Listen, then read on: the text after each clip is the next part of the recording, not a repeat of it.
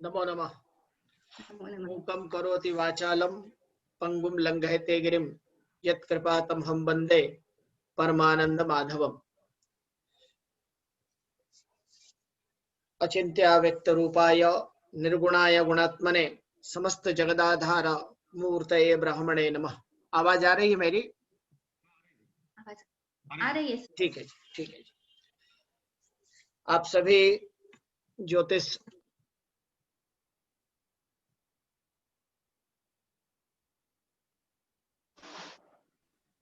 Mute हो रहा है, आपका म्यूट हुआ सर।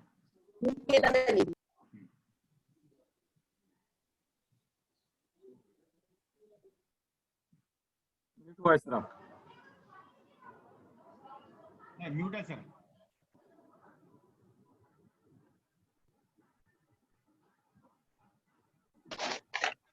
हेलो, हाँ अभी आ रहा है, म्यूट हुआ। अभी आवाज आई? हाँ आई। हाँ। अरे अच्छा।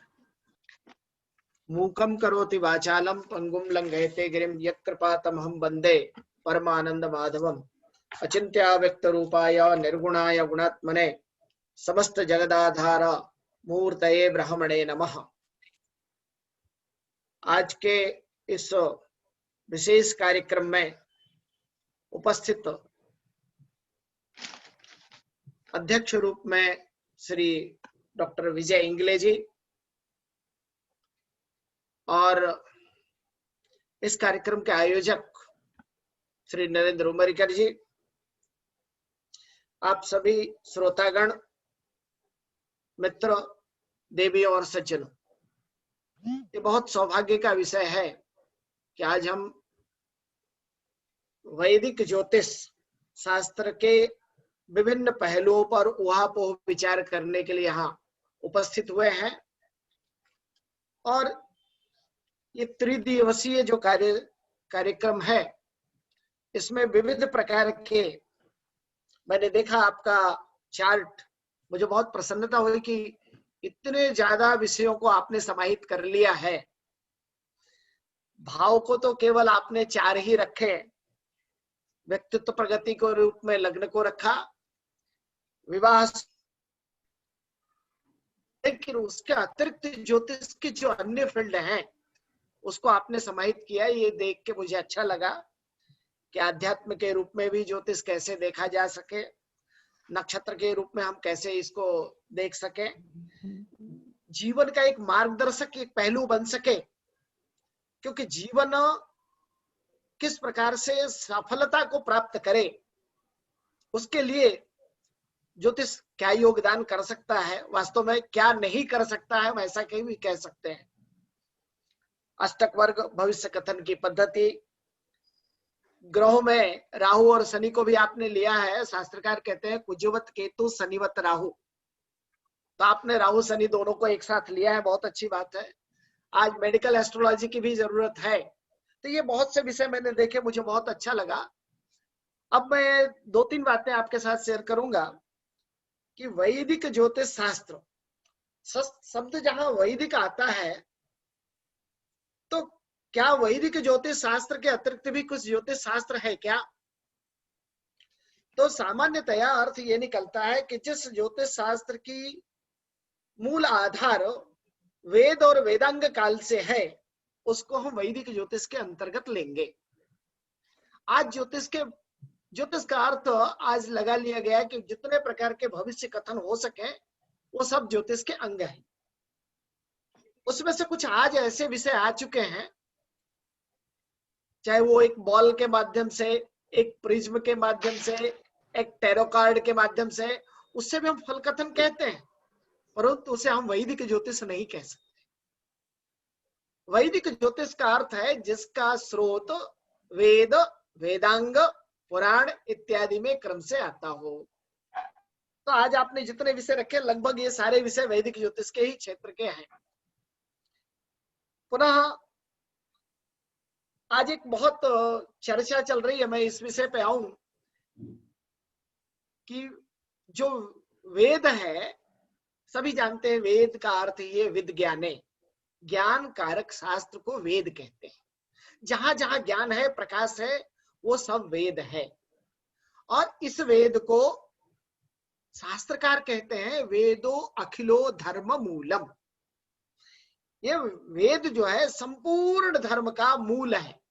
धर्म नाम जो हम नित्य नैमित्तिक और काम्य कर्मों के लिए जो विहित कर्म बताएंगे वो सब धर्म है। इसके विपरीत जो कर्म है वो अधर्म है। तो ये वेद में जो विहित कर्म है उस कर्म का उद्देश्य क्या है? तो उद्देश्य स्पष्ट है, आप सभी जानते हैं, बार बार इसकी चर्चा होती है कि पुरुषार्थ चतुष्टय जो आपने एक व्याख्यान रखा है जीवन प्रगति के जीवन मार्गदर्शक, तो उसमें ये जो पुरुषार्थ चतुष्टय है धर्म अर्थ काम मोक्ष, इसके क्रम को यदि हम देखें तो यही वेद पूर्ण कराता है। अर्थात जन्म से लेकर के मोक्ष पर्यंत जो यात्रा है इसको ज्योतिष भली भांति सर्वदा सबके साथ चलता है और उसका मार्ग पथ प्रदर्शन करता है।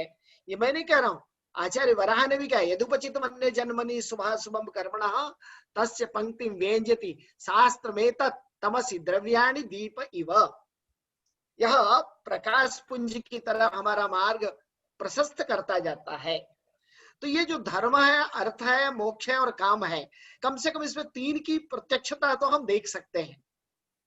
धर्म के लिए और धर्म के आधार पर अर्थ प्राप्ति के लिए, यश प्राप्ति के लिए और काम हमारी अभिष्ट की सिद्धि के लिए।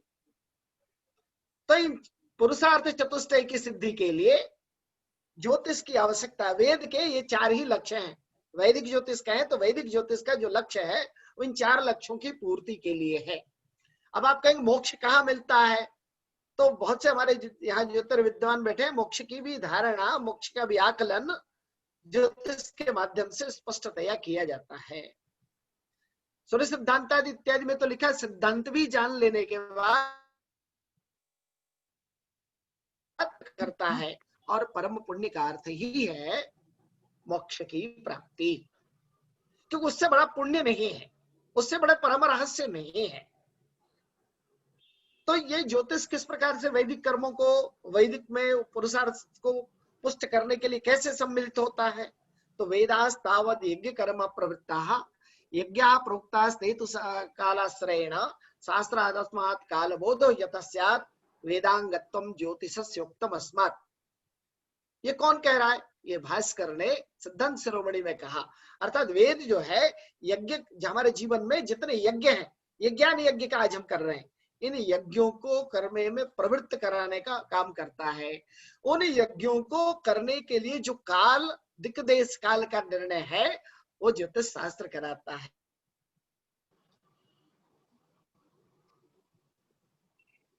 काम्य कर्मों को करना असंभव है, अतः यह वेद का अंग है और इसीलिए यह वैदिक ज्योतिष है। अब आगे चल के इसी को काल शास्त्र भी कहा, गणित शास्त्र भी कहा, खगोल शास्त्र भी कहा, ज्योतिर्विज्ञान, बहुत से नाम इसके दिए। लेकिन काल के रूप में जब इसको परिभाषित किया, आप सभी जानते हैं कि वेद भगवान के षडंग बताया, व्याकरण, ज्योतिष, निरुक्त, शिक्षा, कल्प और छंद। इसमें जो ज्योतिष का स्थान दिया वो नेत्रवत दिया। ज्योतिषम नेत्र मुच्यते, ऐसा भास्कर ने भी कहा, सारे आचार्यों ने कहा। वेदांग ज्योतिष में भी इसकी चर्चा आई है। अब इसकी कल्पना को सन्नद्ध कैसे करें किसी जातक से और खगोल से? का यत् पिंडे तद ब्रह्मांडे,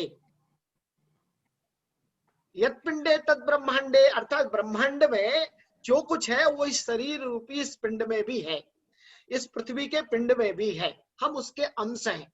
इसीलिए हम बार बार कहते हैं माता पुत्रो भूमि पुत्रो हम पृथिव्याः, हम इस पृथ्वी के पुत्र हैं। अर्थात माता के सारे गुण जो इस पिंड के हैं वो हमारे पिंड में हैं, और पृथ्वी में जो सारे गुण हैं वो पूरे खगोलीय पिंडों के गुणों के एक पुंज के रूप में है। इसीलिए आचार्य आगे कहते हैं, कई बार शास्त्र उद्घोष करता है कि ग्रहाधीनम जगत सर्वम, ये संपूर्ण जगत ग्रहों के अधीन है। अर्थात यदि आप ग्रहों का गति, स्थिति, प्रभाव सब कुछ अच्छे से जान लें पहचानना जान ले। आज बहुत अच्छी बात है, आजकल आकाश दर्शन करिए तो बहुत अच्छे अच्छे, कभी आकाश साफ हो तो दृश्य दिखाई देते हैं। जैसे कल ही, आज ही सुबह चंद्रमा और शुक्र स्पष्टतया दिखाई दे रहे थे, कुछ दिन पूर्व मंगल और चंद्रमा दिखाई दे रहे थे। तो ये देखने के बाद अर्थात प्रत्यक्ष भी देखिए, प्रभाव भी लीजिए। तो कहा ये जो यत्पिंडे तत्ब्रह्मांडे का सिद्धांत है, तो ये सृष्टि जब से प्रारंभ हुई तब से है क्या? है। भास्कर के शब्दों में यदि कहें तो लंका नगर्याम उदयाच्च भानौ तस्यैव वारे प्रथमं बभूव। सबसे पहले सृष्टि का जो उद्भव हुआ उसके बारे में वहां वर्णन उन्होंने किया, और उसी दिन से तिथि मास योग इत्यादि प्रारंभ हो गए, वर्ष आदि। और तो कहा ज्योतिष में क्या क्या हम परिक्षेत्र ले सकते हैं, कितना विस्तृत हो सकता है? तो ज्योतिषाम सूर्यादि ग्रहाणाम बोधकम शास्त्रम, ये सूर्यादि ग्रहों के स्पष्टतया उनकी स्थिति को बताने वाला शास्त्र है। तो कहा ये जो सूर्यादि ग्रह है, क्या इसको बनाने वाला भी कोई होगा जिसको हम परब्रह्म परमेश्वर कहते हैं? तो हमारा जो आर्ष ग्रंथ है सूर्य सिद्धांत, वह कहता है सृष्टा भचक्रम कमलोद्भवेन ग्रहै सहित भगणादि संस्थै सस्वत भ्रमे विश्व सृजान युक्तम तदंत तारे चथा ध्रुवत्ते। उन्होंने कहा ध्रुव, तारा, सारे ग्रह, भचक्र, सब कुछ इस परब्रह्म परमेश्वर ब्रह्मा ने निर्माण किया, उसके बाद एक साथ चलाने को छोड़ा। और जब इसके निर्माणकर्ता का ये संबंध वहां है, तो हम यदि इनका अध्ययन करते हैं तो हम परब्रह्म परमेश्वर का अध्ययन करते हैं, और उसके बारे में हम सब कुछ जान सकते हैं। तो यत्पिंडे तत्ब्रह्मांडे के आधार पर यदि हम कहें कि यदि हम अपने शरीर को ही पूरा एक कुंडली बना ले, एक ज्योतिष का पिंड बना ले, तो शरीर, शरीर के बाद वास्तु, गृह, गृह के बाद पृथ्वी, या इसके बीच में आ गए नगर, प्रदेश, देश, सब आ गए। उसके बाद पृथ्वी, पृथ्वी के बाद ग्रह का आवरण, पुनः नक्षत्र चक्र का आवरण, इन सब का उल्लेख सूर्य सिद्धांत में किया। इन सबको एक साथ बनाया परब्रह्म परमेश्वर ने, ब्रह्मा ने। पुनः कहा ये अभी जितने शास्त्र हैं वो सारे शास्त्र, ये बार बार चर्चा आती है कि शास्त्र तो षट शास्त्रों की चर्चा वेद करता है, ये शास्त्र अलग कैसे है? तो कहा बस अलग एक ही विषय में है कि अन्य शास्त्रों बुद्धि वैभव देते हैं, यह प्रत्यक्ष प्रायोगिक शास्त्र है। इसलिए बाकी सारे शास्त्र बुद्धि विलास के शास्त्र हैं, अनुभव के शास्त्र हैं, परंतु यह अनुभव बुद्धि विलास के साथ साथ प्रत्यक्ष प्रायोगिक विज्ञान है। इसलिए हम इसे पूर्ण विज्ञान कहते हैं। आज के अवैज्ञानिक लोग इसको विज्ञान की श्रेणी से अलग करते हैं। मैं कहता हूं निश्चित रूप से विज्ञान की श्रेणी से अलग है, क्योंकि यह पूर्ण विज्ञान है। आज के विज्ञान का सिद्धांत, कल नया सिद्धांत है तो पुराने सिद्धांत खारिज हो जाते हैं, परंतु इस पूर्ण विज्ञान का जो सिद्धांत है वो स्थिर है। यदि हम फलित के बारे में भी बात करें तो पाराशर ने लिया सिद्धांतम उपनिषदम शुद्धांतम परमेष्ठिना स्वर्णाधर महाकिंचित वीणाधर उपासना। सिद्धांतम उपनिषदम, क्या है? उपनिषद का सिद्धांत है, अर्थात परब्रह्म परमेश्वर का यह अंश है। इसलिए जिस प्रकार से मोर में शिखा, यथा शिखा मयूरा नाम नागा नाम मणियो यथा, सभी जानते हैं, और अप्रत्यक्षाणि शास्त्राणि विवादस्ते केवलम, अन्य में केवल बुद्धि का विषय है, यदि हम माने न माने, परंतु इसमें जो कुछ आपको करना है वो प्रत्यक्ष आकाश में दर्शन करके इसको मानना ही है। तो यह पूर्ण विज्ञान है। अब इसको हम कैसे जातक से जोड़े? तो हम अलग अलग प्रकार की गणित करके कुंडली का निर्माण करते हैं। कुंडली शब्द क्या है? कुंडली मतलब एक कुंडल जैसा 360 डिग्री, और उस 360 डिग्री अर्थात एक गोलीय वृत्त, गोल वृत्त नहीं, गोल, उस गोल में समग्र पिंडों का जिस प्रकार से ब्रह्मांड में स्थिति है, वैसा ही हम कुंडली में चक्र में स्थापित कर देते हैं। दिखता तो है मुझे एक चौकोर, परंतु वास्तव में चौकोर नहीं है, वो 30 डिग्री के 12 भाव हैं, और इसको देखें तो 360 डिग्री, और वो भी स्फीयर के रूप में, गोल के रूप में, सर्कल के रूप में नहीं, गोल रूप में है। वास्तव में किसी एक ज्योतिषी के लिए कुंडली बनाना और उसका प्रेडिक्शन करना एक बहुत बड़ा रिसर्च प्रोजेक्ट होता है। हम 2 मिनट में, आजकल ठीक है कंप्यूटर से हमें कुंडलियां मिल जाती हैं, लेकिन उसका विश्लेषण करना, उसके रहस्यों को समझना और उसके खगोलीय स्थिति को समझना हमारे लिए एक बहुत ही चुनौतीपूर्ण कार्य होता है। क्यों? क्योंकि आपके किसी भी निर्णय से, आपके किसी भी निर्देश से किसी जातक के जीवन में बहुत बड़ा परिवर्तन आता है। तो ये एक हमारे लिए रिसर्च प्रोजेक्ट जैसा है। ये आकाश का मानचित्र है। तो क्या ये मानचित्र बनाना आवश्यक क्यों है? का नहीं, इससे त्रिकाल का ज्ञान करना है, भूत, भविष्य और वर्तमान। जो बीत गया उसका अनुमान करके कि यदि ऐसा है बीता है, आज वर्तमान कैसा है, भविष्य कैसा होगा। इसलिए ज्योतिषी का एक नाम है दैवज्ञ। दैवम भाग्यम जानाति दैवज्ञम, भाग्य को जानता है, भविष्य में क्या होने वाला है जानता है। किस प्रकार जानता है? तो इन्हीं ग्रह पिंडों के आधार पर जानने की क्षमता रखता है। इसके लिए एक ज्योतिषी को एक अच्छा गणक, ज्योतिषी का एक दूसरा नाम है गणक, अर्थात उसे गणितज्ञ होना चाहिए। गणित में उसकी एक रुचि, अभिरुचि होनी चाहिए। और वो यदि पृथ्वी की बात कर रहा है, अक्षांश रेखांश जानना है, तो भूगोलज्ञ भी होना चाहिए। और यदि वो रिसर्च की तरफ जाते हैं, एक वैज्ञानिक सोच वाला व्यक्ति होना चाहिए। हमेशा अनुसंधान करते रहना चाहिए। उमरकर जी ने कहा कि लोग आज 3 दिन अपने अपने अनुसंधान, अपने अपने जो चिंतन किया उसका प्रस्तुति करेंगे, बहुत अच्छी बात है। और उस विषय को कैसे प्रस्तुत किया जाए, ऐसी वाक् चातुर्य, सरस्वती की कृपा भी उसमें होनी चाहिए। अर्थात वो खगोलज्ञ भी हो, गणितज्ञ भी हो और एक साहित्यिक भी हो। तो उससे मानसिक रूप से किस प्रकार से जातक के बारे में चर्चा कर रहा है, उसकी पॉजिटिव एनर्जी को कैसे बढ़ा सकता है, वो कर सके। इसके साथ साथ शास्त्र को अध्ययन करने वाला हो, व्यवहार को जानने वाला हो, शास्त्र में निष्ठा रखने वाला हो। बहुत से लोग कहते हैं मैं तो इसको केवल प्रोफेशनल यूज करता हूं। नहीं, तब शास्त्र में निष्ठा नहीं रहेगी। शास्त्र में निष्ठा रखिए, ये प्रोफेशनल नहीं, ये हमारा जीवन होना चाहिए। इसके साथ नैतिकता का गुण होना चाहिए और नित्य नए प्रयोग करने की क्षमता और इच्छा जागृत होनी चाहिए। और ये तभी होगा जब आपका आचरण, आप आचारवान रहेंगे, बुद्धि से सच्चरित्र रहेंगे, व्यवहार से सच्चरित्र रहेंगे, तो आपकी वाणी फलवती होगी। तो आप जो कुछ अनुमान लगाएंगे भविष्य के लिए, वो निश्चित रूप से 100% होगा। क्यों? क्योंकि जिस तरह से एक सोने के आभूषण को विभिन्न प्रकार से तपाया जाता है, यहाँ तपाने का अर्थ है कि उसे विभिन्न प्रकार के शास्त्र के आचार्यों को, जिसका नाम लिया उमरकर जी ने, अष्टादश आचार्यों के सारे मतों को जानना है, परमत स्वमत से सिद्ध करके, परिष्कृत करके, तब अपने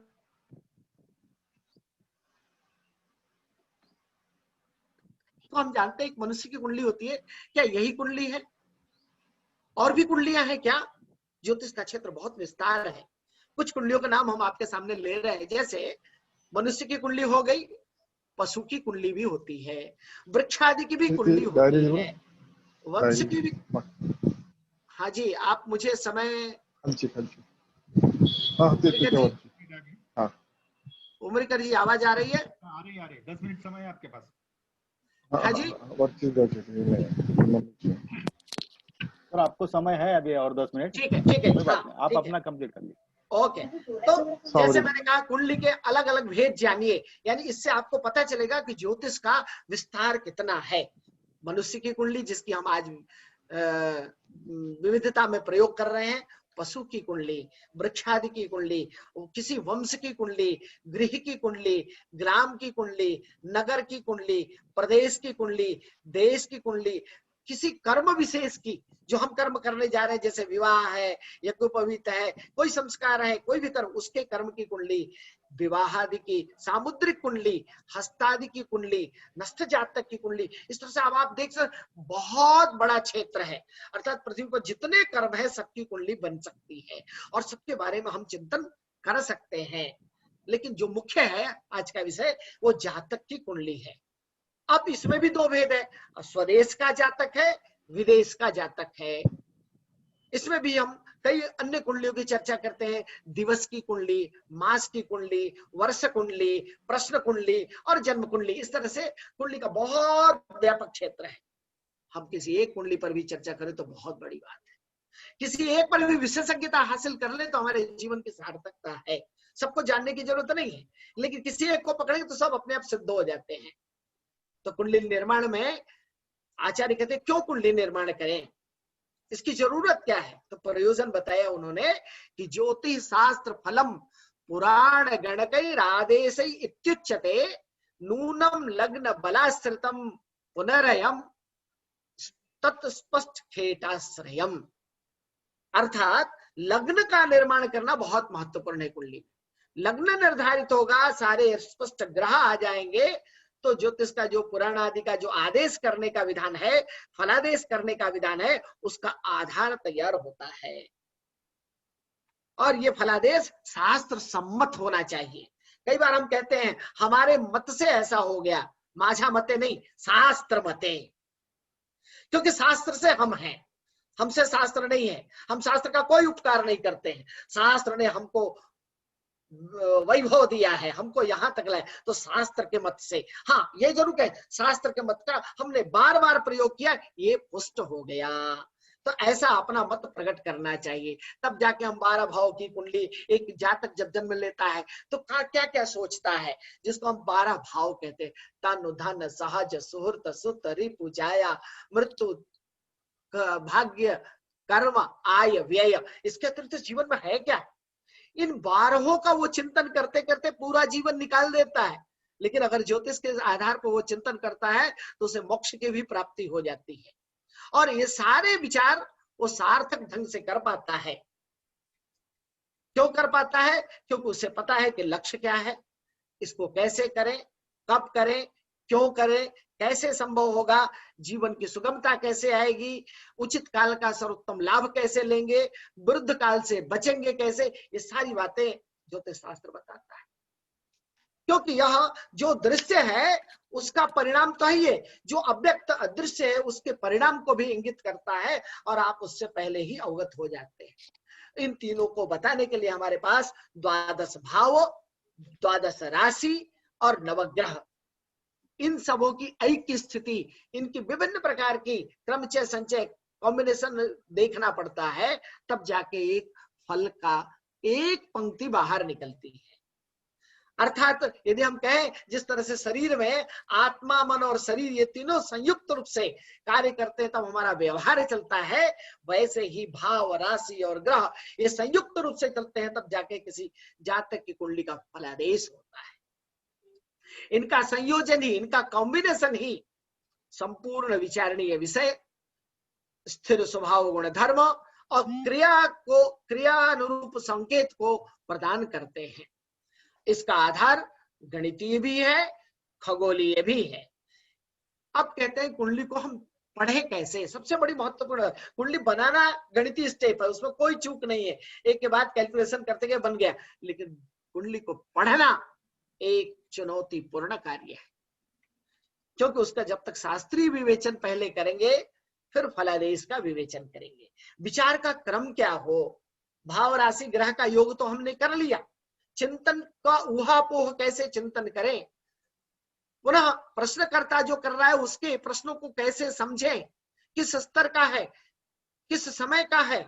अर्थात भाव का विचार, राशि का विचार, ग्रह का विचार, संबंधों को देखना, ग्रह राशि के संबंधों को, उनकी दृष्टि को देखना, मैत्री को देखना, ग्रहों के बलाबल को देखना, उनके उच्चादि को देखना, अवस्थादि को देखना, बाल्यादि अवस्थादि को, दशाकाल को और गोचर, ये सारे विषय आपने अलग अलग विद्वानों से सुनेंगे। इन सारे विषयों को जो हम लेते हैं तब आगे हम चलते हैं फलादेश करने।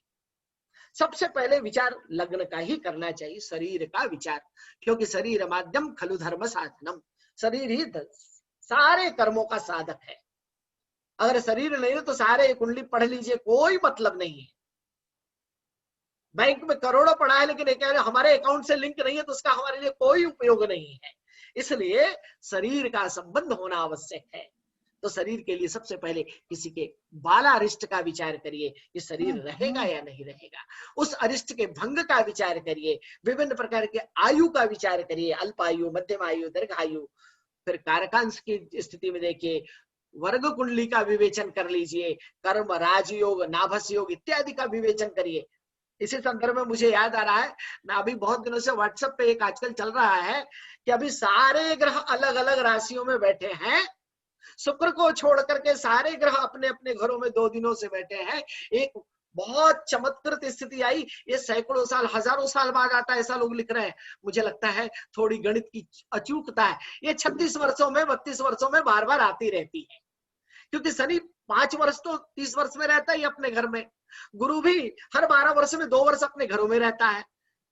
मंगल, बुध, शुक्र और सूर्य ये तो वर्ष में कितनी बार बदलते रहते हैं, चंद्रमा तो मास में बदल देता है। तो ऐसी स्थिति आती है, निश्चित रूप से ये दर्शनीय है। क्योंकि मैं नहीं कह रहा हूं, वराहमिहिर ने लिखा है, संख्या योग में एक जगह लिखा कि जब सारे ग्रह एक एक स्थानों में हो जाए तो वीणा योग बन जाता है। वीणा योग, तो फल क्या कहा, वीणा निपुणानाम, जिसकी कुंडली में वीणा योग बन गया वो निपुण होता है। तो ऐश्वर्य वृद्धि इत्यादि के लिए भी फल वहां कहा उन्होंने, क्या, सुखिनः परभाग्य ही। ऐसी स्थिति में जो जातक उत्पन्न होता है वो दूसरे के भाग्यों का फल स्वयं भोगता है। अर्थात अब एक और आज की स्थिति को मैंने थोड़ा देखा तो मैं आपको बता दूं कि अभी 3 प्रकार के चक्र बनते हैं, मेष लग्न, कर्क लग्न, तुला लग्न और मकर लग्न। ये 4 लग्नों में रुचक योग और सस योग बन रहे हैं पंच महापुरुष योग में। क्यों, मूल त्रिकोण निज तुंग गृहोपयाता भौमज्ञ जीव सुतभान सुता बलिष्ठा केंद्र स्थिता यदि तदा रुचभद्र हंस मालव्य चारु सस योग करा भवंती। कहा कोई ग्रह 5 ग्रहों में, 17 ग्रहों में से अपने घर में होगा तो ये योग बनेंगे। तो इन 4 कुंडलियों में, मेष लग्न की कुंडली में, कर्क लग्न की कुंडली में, तुला लग्न की कुंडली और मकर लग्न की कुंडली में आज आपको रुचक योग और सस योग प्राप्त हो रहे हैं। ठीक इसी तरह मिथुन, कन्या, धनु और मीन लग्न की कुंडली में भद्र और हंस योग। हंस योग इसलिए कह रहा हूं, वहां केतु है, परंतु केतु का अंश अभी प्रारंभ हुआ है, इसलिए हंस योग का भी फल उसे पर्याप्त प्राप्त होगा। बस केवल वृषभ, सिंह, वृश्चिक और कुंभ स्थिर लग्नों में कोई इस तरह के महापुरुष योग नहीं बने। तो 12 प्रकार की कुंडलियों में इस 2 दिनों से ये 4 महापुरुष योग बन रहे हैं। अब ये घटेंगे कितने, ये उनके वर्ग आदि पर हम चिंतन कर सकते हैं। आज बहुत अच्छा है कि आज पुष्य लग्न में आप लोगों ने ये कार्य पुष्य नक्षत्र में शुरू किया है, तो मुझे बोलने में थोड़ा आनंद आ रहा है। चर दिन है, सोमवार है और पुष्य नक्षत्र में आपने, अब इन लग्न की चर्चा है तो एक बात बता दो, लग्न तो 4 होते हैं, उदित लग्न, अस्त लग्न, दशम लग्न और चतुर्थ लग्न। इनकी गणितीय व्याख्या अलग है। क्रांति वृत्त, क्षितिज वृत्त और याम्योत्तर वृत्त के अलग अलग कटान बिंदु से ये 4 बिंदु बनते हैं। पुनः इन्हीं 4 बिंदुओं में 12 राशियों की स्थिति, 27 नक्षत्रों की स्थिति,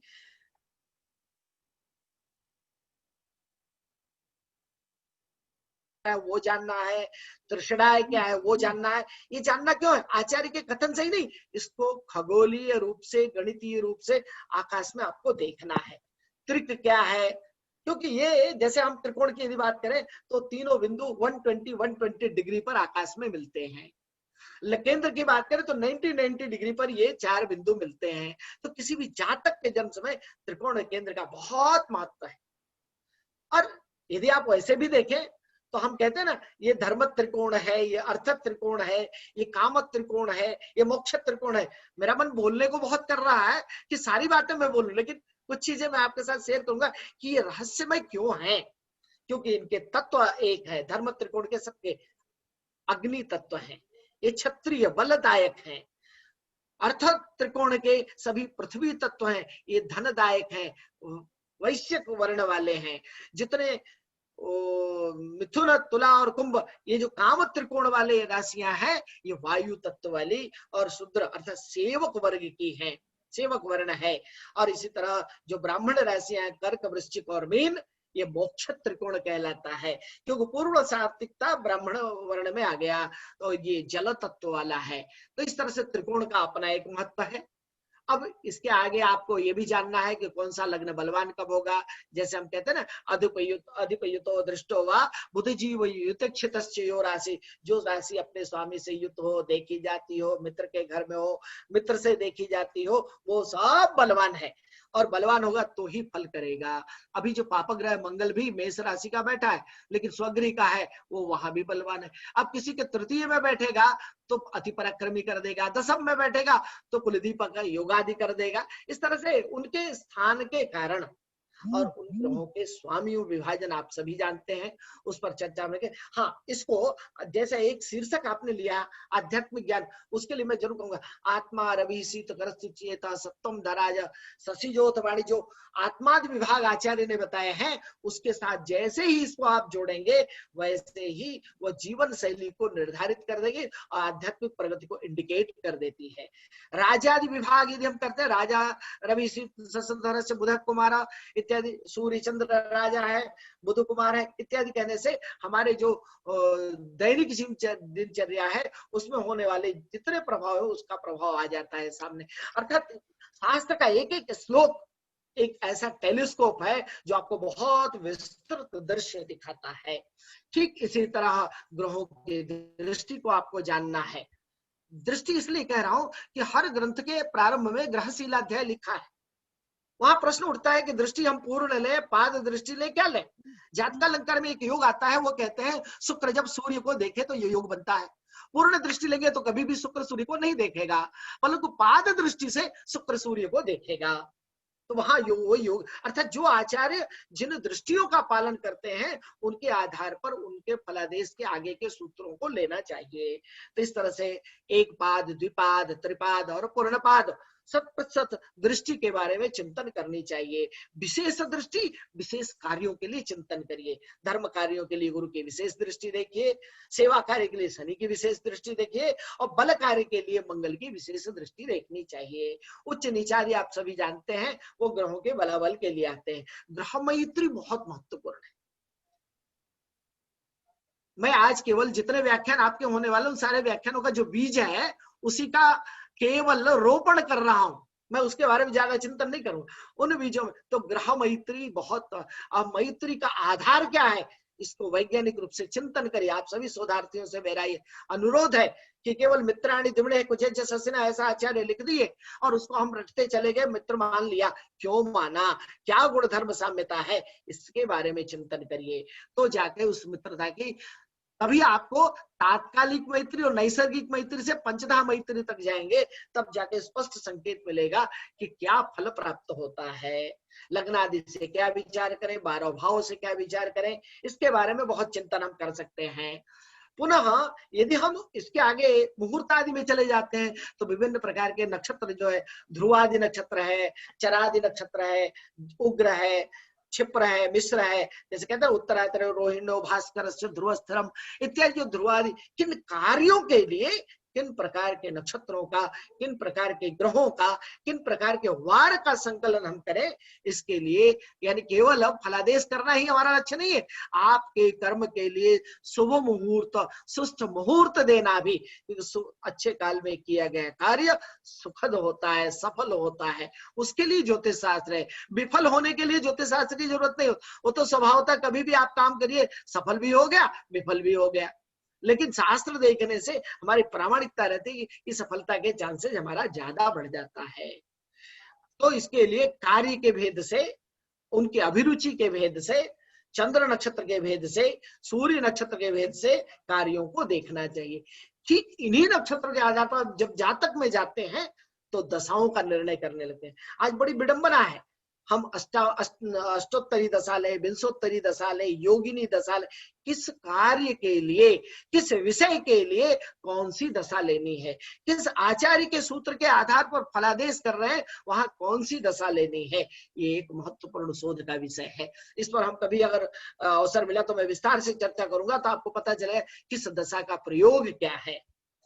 आपने मेलापक में अष्टकूट जाना है, ताराबल नक्षत्र के आधार पर ही ताराबल होता है, जन्माख्य संपद विपद क्षेम प्रत्यय साधक, ये सारे के सारे आपके विशेष सारे कार्यक्रमों को एक तरह से ज्योतिष के सारे विंडो को खोल के रख देते हैं। इसी तरह जो हमारे शरीर में काल पुरुष है उसमें इनका संयोजन करना, नक्षत्रों का संयोजन करना, राशि का संयोजन करना। राशि के लिए तो वराह ने लिखा ना, सिर सम्मुख बाहु हृदय, सिर सम्मुख शीर्षास्य बाहु हृदयम जठरम कटिवस्ति मेहनो उरु युगम इत्यादि करके उन्होंने मेष से लेकर मीन पर्यंत सारे काल पुरुष को शरीर में स्थापित कर दिया। उस काल अंग को अर्थात जो प्रत्यक्ष एक पेपर पे हमने एक कुंडली बनाई है उसको आकाश में देखना है, शरीर में देखना है। इन तीन कड़ियों को जोड़ने के बाद हम फलादेश की ओर जा सकते हैं। 16 वर्गों का नाम आप सबको पता है। नौवंश की गणना बहुत महत्व, नौवंश को हृदय कहते हैं। कम से कम षड्वर्ग का विचार अवश्य करिए। मेरा निवेदन है, नहीं षड्वर्ग देखिए तो किसी भी कुंडली को कुछ कहने से पहले नौवंश अवश्य देखिए। बहुत सूक्ष्म में जाना है तो अष्टक वर्ग इत्यादि में हम चले जाएंगे, लेकिन कम से कम नौवंश तो देखिए, उतने का विचार हम करेंगे तो मेरा मानना है कि हमारी जो कुंडली के फलादेश करने की जो विधि है, क्योंकि नौवंश जब हम बनाते हैं तो उसमें वर्गोत्तम क्या है, स्वगृह का नौवंश क्या है, नौवंश की गणना करने के बाद इस लग्न कुंडली की जातक की कभी कभी शरीर का प्रभाव लग्न कुंडली का पड़ता है, कभी चंद्र कुंडली का पड़ता है, कभी नौवंश कुंडली से आता है। तो इन 9 भागों में जो देव मनुष्य राक्षस आदि भाव है, सत रज तम इनके गुण है। ये सतोगुणी चर है, स्थिर तमो रजोगुणी है, दिशभाव तमोगुणी, इस तरह के जो विभाजन है इन सबका विस्तार से विवेचन करना चाहिए। आपको प्रश्न आना चाहिए कि नौवंश में 9 राशियों में ही केवल गणना क्यों होती, बाकी 3 राशियां तो हमेशा छूट जाती हैं। उन 3 का कारण क्या है छोड़ने का, और वो सारी जैसे मेष सिंह धनु में हमेशा आपको 3 राशि लास्ट की छूट जाएंगी, मकर कुंभ मीन, इसके बारे में चिंतन करिए। ये प्रश्न हम आपके सामने चिंतन के लिए छोड़े जा रहे हैं, इस पर हम शास्त्रीय विवेचन कभी हम करेंगे। तो इस प्रकार से दशमांश, नवमांश इत्यादि विभिन्न प्रकार के हमारे जो ज्योतिष के विचार हैं उसको हम इस तरह से कर सकते हैं। इसके अलावा भी आप सभी प्रयोग करते हैं, चाहे वो मांगलिक दोष हो, दोष के स्थानों का भी विवेचन करिए। कोई स्थान कहाँ से दूषित हो रहा है तो दाम्पत्य जीवन को में किन किन प्रभावों को देता है, इस पर एक विस्तार से चर्चा होनी चाहिए। कुटुंब भाव से दोष कैसे करने लगता है, दोष कारक स्थितियों के जो परिहार शास्त्र आचार्यों ने बताए हैं वो क्यों, किस कारण से, वैज्ञानिक कारण क्या है।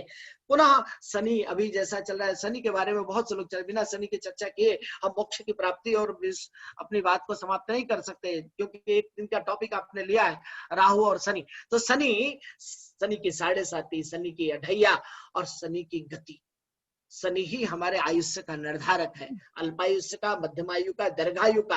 और शनि की 7.5 ही कभी कभी किसी के जीवन में 3 बार आ सकती है, 4 बार आने वाला परम सौभाग्यशाली होता है। तो 7.5 कभी नुकसान दे, ये 3 राशियों को एक साथ लेके चलता है।